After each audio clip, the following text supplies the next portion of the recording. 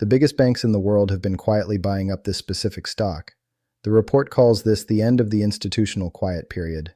So my mission is to figure out why. Why are Goldman Sachs and Morgan Stanley pouring hundreds of millions into this company? Does this signal a fundamental shift in how the financial system sees digital assets in 2026? In my opinion, it's a convergent story.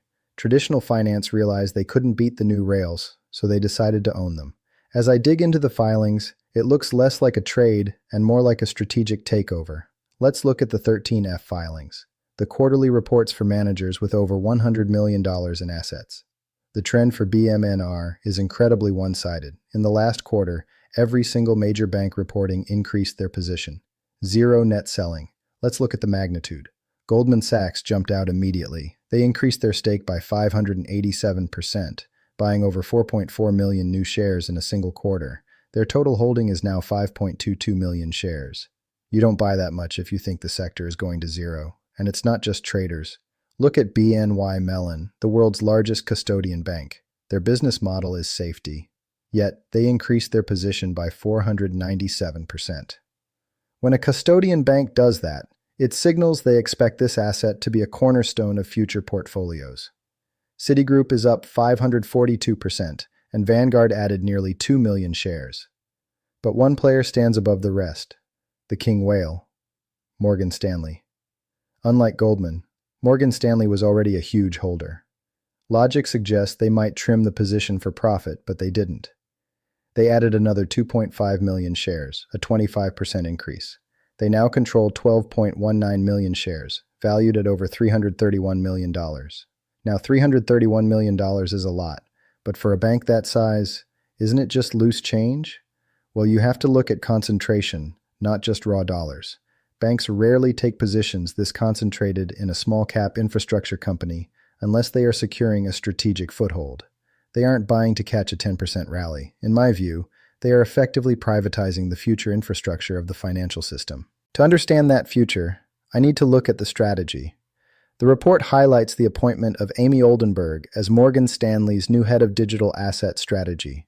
She didn't come from crypto trading. She came from emerging markets and infrastructure. Her mission is to bridge the gap between their asset management arm and their massive wealth management division. Asset management is fast money. Wealth management is sticky money. Family offices and endowments holding trillions.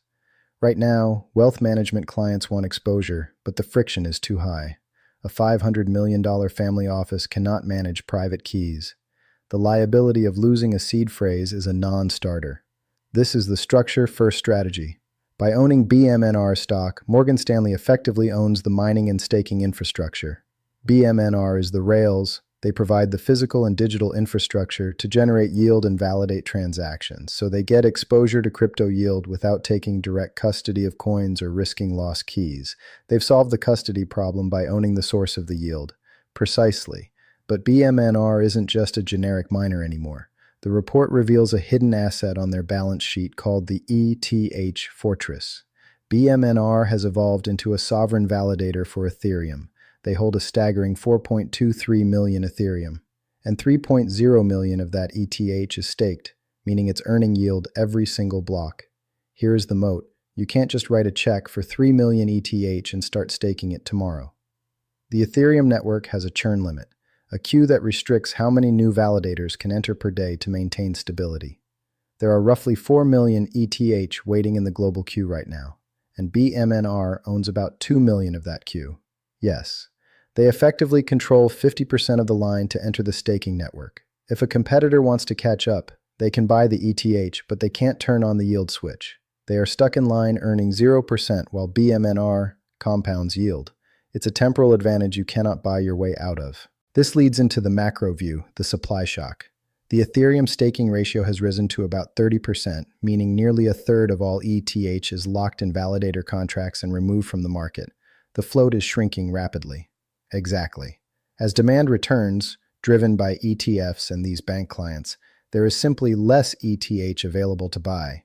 If Morgan Stanley's clients want in, the price has to adjust upwards, and the company sitting on 4.23 million ETH benefits exponentially. There is one final piece, the technology update, ERC 4337, or account abstraction. It sounds technical, but the report argues it solves the grandma problem. Up until now, if you lost your private key, your money was gone. ERC 4337 allows for smart accounts with social recovery. You can recover access if your lawyer, spouse, and bank verify it's you. It removes the terror of self-custody and makes the system user-friendly enough for institutional wealth. So the tech is safe with ERC 4337, the supply is scarce due to the staking shock, and the infrastructure is ready with BMNR. It's a pincer movement. The report calls it a master plan. Let me summarize the 4 puzzle pieces for a strong buy verdict. The banks are buying, Goldman, BNY, and Morgan Stanley are accumulating aggressively. Infrastructure ready. The structure-first approach bridges wealth management to crypto rails. Vanishing supply. The staking shock is creating a scarcity squeeze. And BMNR holds the keys. They hold 4.23 million ETH and dominate the staking queue, blocking competitors. My firm opinion that we are currently witnessing a covert but decisive synchronization of traditional finance and digital infrastructure that contradicts the public narrative of the last 2 years. While Wall Street CEOs previously derided the sector as rat poison, the 13F filings reveal a staggering hypocrisy that serves as a prelude to a strategic takeover. The fact that conservative giants like BNY Mellon and risk-averse custodians are increasing positions by nearly 500% suggests this is no longer a speculative trade but a foundational hedge. The aggressive accumulation by Goldman Sachs, up 587% in a single quarter, and the dominance of Morgan Stanley, holding over $331 million in BMNR, signals that the institutional quiet period has ended and a race for infrastructure control has begun. This is not about trading volatility. It is about owning the rails of the future financial system through a structure-first strategy, exemplified by Morgan Stanley's strategic pivot under Amy Oldenburg to bridge the gap between fast asset management and sticky wealth management capital. The true value proposition here, in my view, lies in BMNR's transformation from a mere miner into a sovereign validator, or ETH fortress. By holding 4.23 million Ethereum and effectively controlling 50% of the staking queue, BMNR has built an unassailable temporal moat that prevents competitors from replicating their yield generation capabilities for months or years. This advantage is compounded by the macro mechanics of a supply shock, where 30% of ETH is locked, and the technological safety net of ERC 4337, which finally solves the grandma problem of custody for institutional wealth. Consequently, I believe we are not just watching a bull market signal, but the privatization of the crypto internet, where banks secure the yield-generating infrastructure before the retail market even realizes the landscape has shifted, effectively making BMNR a proxy for the entire ecosystem's maturation.